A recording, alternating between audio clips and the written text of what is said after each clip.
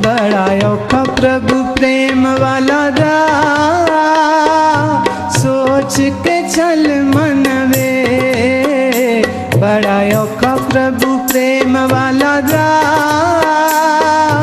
सोच के चल मनवे। जे प्रभु दे मिलन दा चाह, सिर तली उत्ते रख मनवे।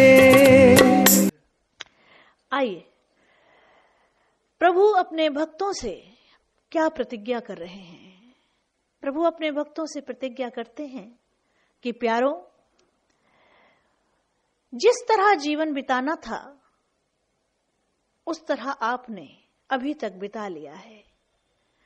अब आप सत्संग में आए हैं, सच्चे संग में। सत्संग का मतलब सच्चे संग में। अब आपने सच्चा साथ किया है।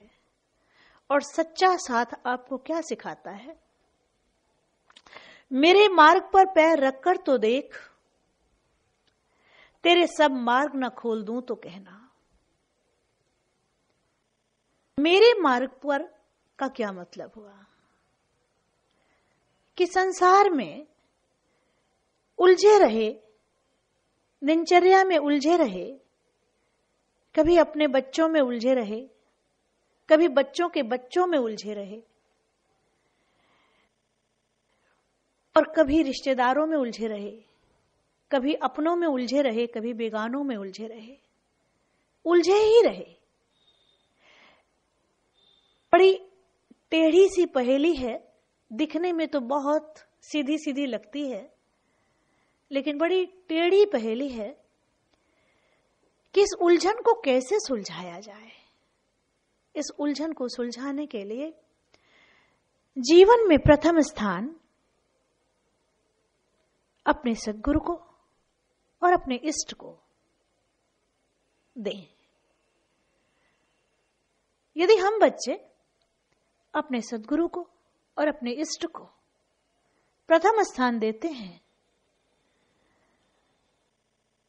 और बैठकर सिमरन करते हैं, मेडिटेशन करते हैं, तो हमें सच्ची राह मिलती है, प्रेरणाएं मिलती हैं।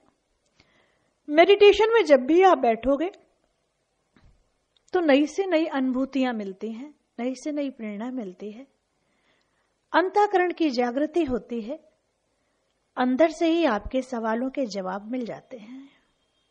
और यदि आप उन जवाबों को ध्यानपूर्वक सुनते हो और उस पर चलते हो तो हैरान होते हो कि ये कार्य इतनी आसानी से सॉल्व हो गया। ये तो बहुत मुश्किल था। मुश्किल इसलिए था कि पहले जवाब बाहर से मिल रहा था, बाहर से खोज रहे थे, कभी इससे, कभी उससे, कभी किसी और से। तो जब तक हम बाहर से जवाब लेते हैं, इधर उधर और इधर उधर और इधर उधर खोजते हैं, पूछते हैं, तो कोई जवाब देगा, कोई दूसरा जवाब देगा, कोई तीसरा जवाब देगा। आप कहीं भी संतुष्ट नहीं हो गए। लेकिन जब आप मेडिटेशन में बैठते हैं और अपना सवाल छोड़ते हैं, और जब मेडिटेशन के द्वारा आपको जवाब मिलता है और उसका प्रयोग जब जीवन में आप करते हैं, तो आप हैरान होते हैं कि इसका सॉल्यूशन इतना आसान, ये तो सोचा ही नहीं था, इसका जवाब इतना आसान होगा। ऐसा ही होता है। मेरे मार्ग पर पैर रखकर तो देख, तेरे सब मार्ग न खोल दूं तो कहना। परमात्मा अपने भक्त से कहता है, सद्गुरु अपने शिष्य से कहता है।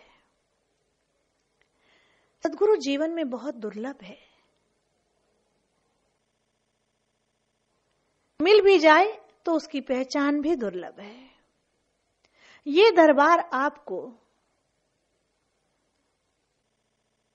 बनाना चाहता है कि आप खुद के गुरु बन जाएं, आप अपनी परख करें, अपनी पहचान करें, आप खुद के गुरु बने। जब खुद के गुरु बनेंगे तो अंतःकरण के अनुभवों को महसूस करेंगे और उस रास्ते पे चलेंगे तो आपकी नैया जरूर पार होगी, निश्चित पार होगी। क्योंकि सद्गुरु को प्रेरणा देने वाला भी वही मालिक है, सद्गुरु को सद्गुरु बनाने वाला भी वही मालिक है। बेशक सद्गुरु को परमात्मा से ऊपर उपाधि दी जाती है, वो इसलिए दी जाती है कि परमात्मा ने मानव पुतले धरती पे भेजे हैं और सद्गुरु ने उनकी ज्ञान की ग्रंथियों को जगाकर उनको आत्मज्ञानी बना के सच्ची राह दिखाई है। लेकिन एक प्रश्न हम आपसे पूछते हैं कि उन सद्गुरुओं को किसने बनाया है? उन सद्गुरुओं को भी तो मेरे मालिक ने बनाया है, उन सद्गुरुओं को भी प्रेरणा तो मेरे मालिक नहीं दी है। उस मालिक से बड़ा कौन हो सकता है? ये तो शिष्यों का बड़प्पन होता है कि वो सद्गुरुओं को परमात्मा से बड़ा स्थान देते हैं। लेकिन सच यही है कि परमात्मा की मर्जी के बिना कोई सद्गुरु सद्गुरु हो ही नहीं सकता। परमात्मा की कृपा से ही एक साधारण इंसान सच्ची राह पे चलते चलते सतगुरु हो जाता है। जो सच्ची राह दिखाता है वो सतगुरु हो जाता है।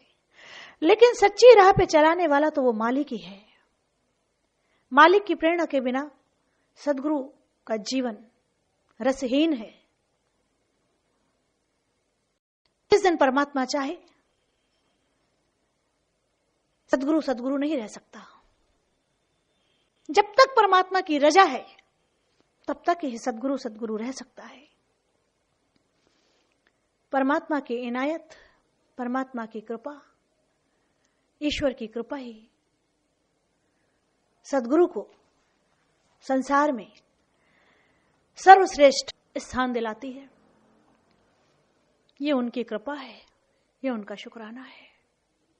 आप खुद के गुरु बनो, जीवन में मेडिटेशन को स्थान दो, जीवन में सिमरन को स्थान दो, जीवन में सत्संग को स्थान दो। सत्संग का मतलब सच्चा संग। जीवन में कुसंगियों का साथ इस तरह छोड़ दो जैसे किसी प्यारे अंग में कैंसर हो जाए और डॉक्टर आके ये कहे कि ये अंग आपको कटवाना पड़ेगा। अगर आप नहीं कटवाते तो पूरे शरीर में कैंसर हो जाएगा और आपको बचाना मुश्किल हो जाएगा। वो अंग आपका कितना ही अजीज क्यों ना हो, उस अंग के बिना आपका शरीर बेडोल लगे, खराब लगे, आप सब कुछ मंजूर कर लोगे। क्यों? इसलिए क्योंकि पूरे शरीर को बचाने के लिए एक अंग का बलिदान करना होगा।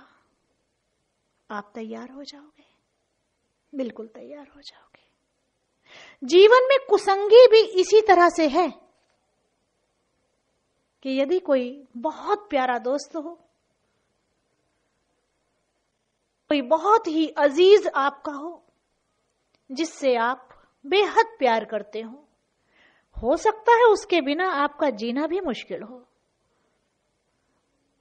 उसे छोड़कर आपको तकलीफ भी बहुत हो। लेकिन यदि वो आपको गलत रास्ते पे ले जाने वाला है तो आप उसका साथ बिल्कुल उसी तरह छोड़ दीजिए जैसे कैंसर से पीड़ित व्यक्ति अपने अंग को अपने शरीर से अलग कराने को तैयार हो जाता है। तो जीवन में सत्संग, सच्चा साथी चुनिए, सच्चे लोग चुनिए। बात बात पर झूठ बोलने वाले लोगों का साथ मत करिए। ये जीवन अनमोल बहुमूल्य है। इतना अनमोल है कि इसकी कीमत आंकी नहीं जा सकती। शरीर का एक पार्ट, छोटा सा पार्ट खराब हो जाए, उसे बदलवाना पड़े, लाखों रुपया का खर्च आता है, फिर भी वो अंग कुछ सालों बाद फिर डैमेज हो जाता है और उसकी कोई गारंटी भी नहीं होती, एक छोटा सा पार्ट खराब होने पर। ये चोला बहुत अनमोल है। बहुत मुश्किलों से इस चोले को प्राप्त हम बच्चे करते हैं। न जाने किन किन योनियों से होकर मानव योनि प्राप्त करते हैं। मानव योनि भी यूं ही निकल जाए, यूं ही नहीं, मानव योनि यूं ही ना निकल जाए। मानव योनि यूं ही निकल गई तो फिर बहुत पछताना पड़ेगा, क्योंकि एक यही तो चोला है जिसमें आप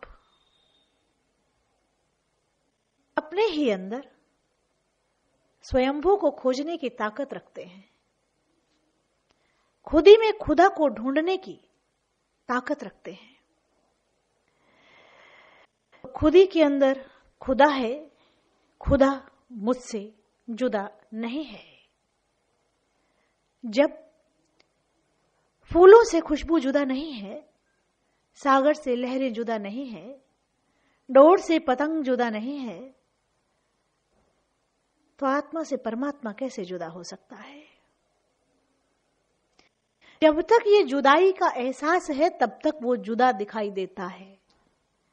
जिस दिन आपको महसूस होने लगे कि परमात्मा मेरे साथ है, रोम रोम में है, श्वासों से उसका जाप होता रहे।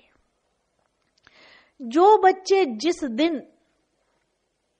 पैदा हों, उन बच्चों को उस देवता का ध्यान सिमरन जरूर करना चाहिए। जो बच्चे शनिवार को पैदा हुए, ओम शन शनिचराय नमो नमः। जो बच्चे सोमवार को पैदा हुए, ओम अम्बे नमो नमः, ओम दुर्गे नमो नमः। जो बच्चे मंगल को पैदा हुए, ओम हनुमंते नमो नमः।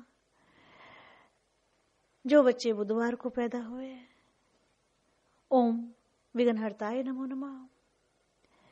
जो बच्चे बृहस्पति को पैदा हुए, ओम बृहस्पतिश्वराय नमो नमः।